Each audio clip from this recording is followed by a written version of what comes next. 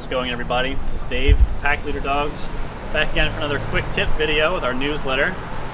So today we're talking about bringing a new dog or puppy into your house or apartment for the first time and what to do about it. So here we have Cody. He's one of our boarding trained dogs. If you follow our Instagram, you'll be familiar with him. He just completed an hour-long walk. So the purpose of the hour-long walk before we get in here is we're going to drain as much energy as we possibly can.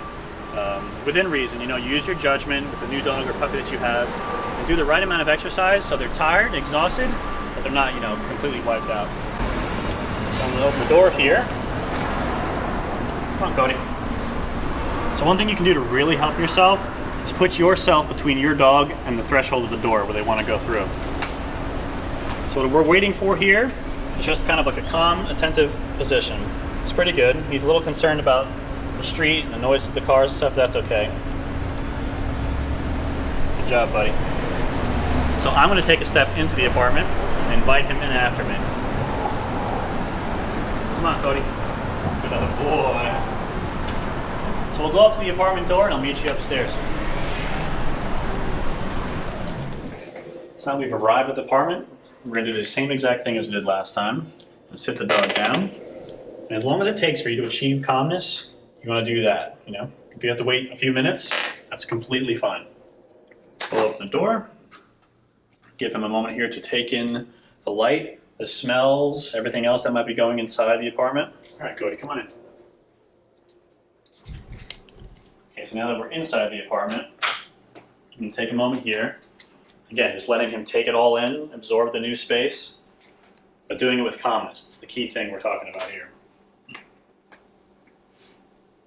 Some puppies especially, and some dogs might want to run into the apartment and start going all over things. We want to encourage this kind of calm follower state, of course.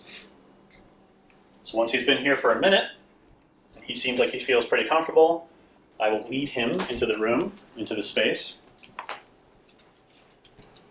One thing to keep in mind is that we don't want him using his nose too much or sniffing around or jumping up on anything. We want to kind of just introduce him to things, let him be comfortable with the space without taking ownership or claiming anything in it. You're going to go through this process, basically every room in the house that you want your dog to have at least some sort of access to. This is the bathroom here. Same kind of thing. Give him a second. You can take a step.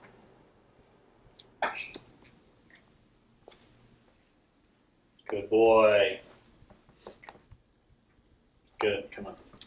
That's it, buddy. It doesn't have to be too much, for a smaller room like a bathroom and things like that. Introduce them to it for a couple seconds. They don't have to be in there too long.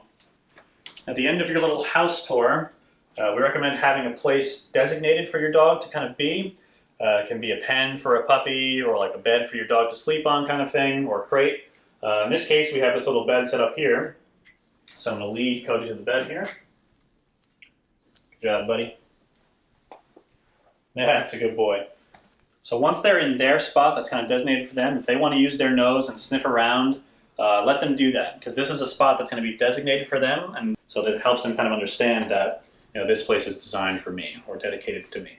Remember, guys, the most important thing to keep in mind while doing all this stuff is calmness. The foundation for the relationship you'll be building with your dog starts the moment you get them, the moment you bring them home. And I know it's going to be an exciting thing for you and your family to have a new dog in the place. You're going to want to play with them and run around, but trust me, your dogs will appreciate the calm and confident guidance that you'll be giving them. Stay calm and confident, guys. Boy, Cody. That's good.